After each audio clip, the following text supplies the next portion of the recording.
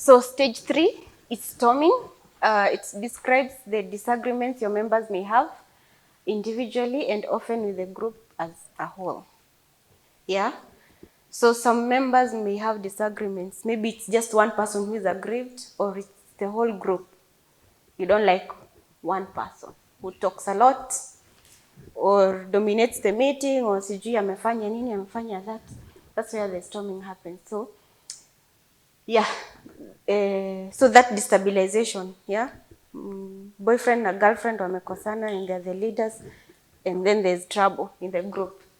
So effective handling of these storms will determine the group's longevity and in the long term satisfaction of your members.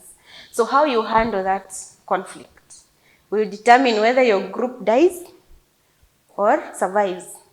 Yeah. So it's very important to know how to handle storms. So triggers could be adding new members. I think that was experienced somewhere in UN.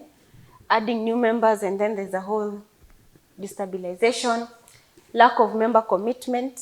You tell them to come for meetings, they are not coming. So you need to call a kamkunji and address that. Loss of trust among members. A secret was shared and then it's all over the school. Koko kwa group, kwa comrades forum.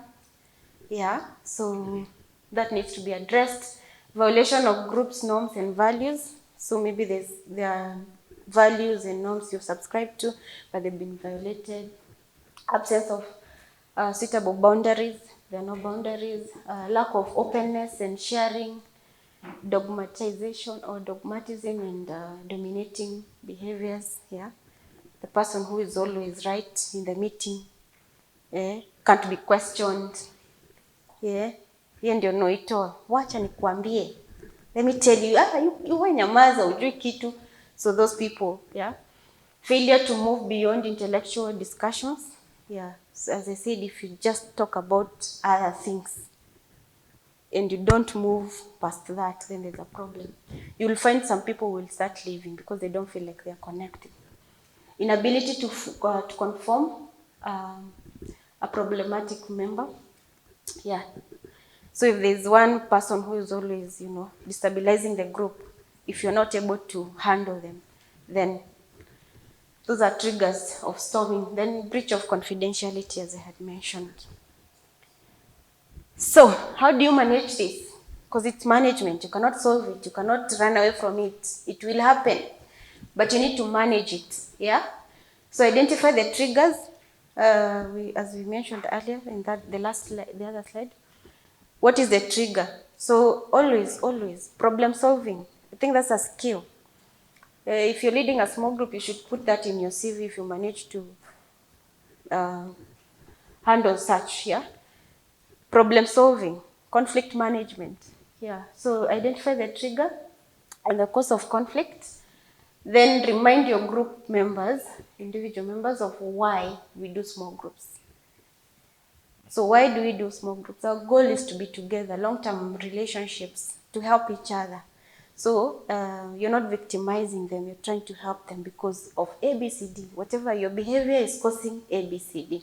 So that's why we're trying to manage it. So just explain it to them and remind them why we do small groups.